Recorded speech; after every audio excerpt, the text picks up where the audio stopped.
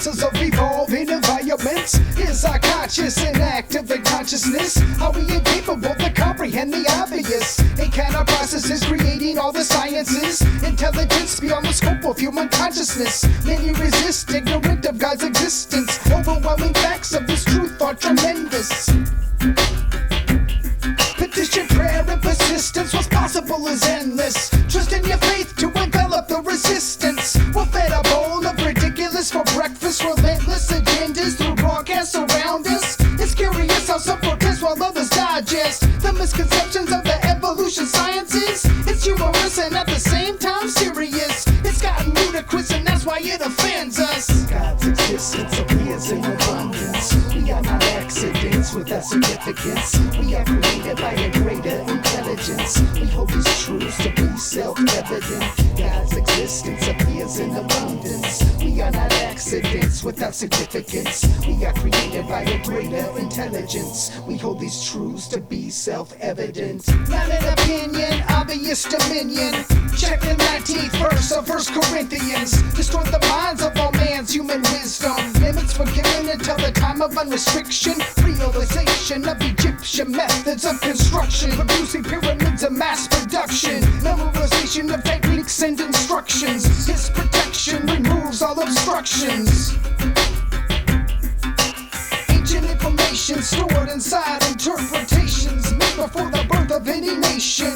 Predestination of hidden engravings, evading time and awaiting the time and placing. Revelations revealed through excavations. Assimilation of a series of hyphenations. Simple equations explain the complex variations of hieroglyphic symbolization. God's existence appears in abundance. We are not accidents without significance. We are created by a greater intelligence. We hold these truths to be self-evident. God's existence appears in abundance. We are not accidents without significance. We are created by a greater intelligence. We hold these truths to be self-evident. Foundation to build my compilation. Examination of the biblical equation. Integration of the truth penetration. Evaluate and validate my source of inspiration. My illustrations provide explanations. My narrations are without limitations. Selection of the mic application. Pay attention for a simple demonstration. No dereliction in my duty of declaration. My dialect explains my proclamations, punctuated in a series of quotations, amplified by points of exclamation, facing facts and backed by tracks tracing. There's no waking for what many have mistaken.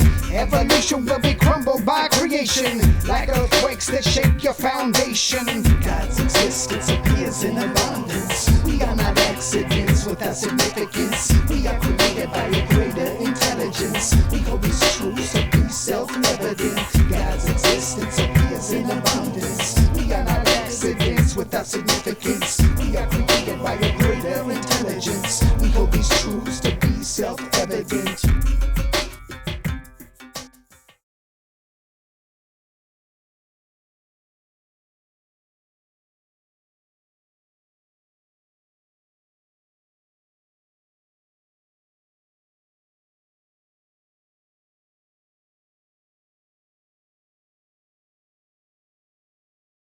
Biblical prophecy said that as we entered into the final phases of the last days, that en masse man would reject the Holy Scriptures as they were written, would reject Jesus Christ as the Redeemer, and would accept in its place a new Messiah, simply called Antichrist by the Bible. Antichrist is a mimic of Christ in ethics and morality, and he will have great spiritual powers to prove who he is, and that he has come to lead mankind into the next quantum leap of his evolution into godhood status so that he may join the intergalactic civilizations that are out there. This is something to investigate fully, and we are not preaching at you. We are just hoping that you will open your Bibles and read what it actually does say. And we think if you will do so with an open heart and an open mind, you'll find all the answers to the UFO enigma, the UFO mystery, right in the pages of the Holy Bible. Because the UFO is going to play probably the most strategic role of all in the coming delusion that God claims he will cast down upon earth. And in fact, that delusion is already well in operation. The accuracy of the scriptures is 100%. God himself says that the accuracy of the prophetic scriptures must be and will be 100%. Not like Jeannie Dixon or Edgar Cayce or any of the other seers and mystics gurus that we see today. They may be accurate occasionally, but with Bible prophecy, it is absolutely 100% accurate. The Bible prophecy said that the scriptures would be rejected, that people would consider it a myth, they would mock at it and scoff at it and laugh at it and just reject it out of hand, that the scientific community would opt for evolution rather than creation. They would develop a worship of nature. They would develop an attitude of being gods, and that in the end they would bring in a new religion to worship of Mother Earth, or goddess religion, if you will.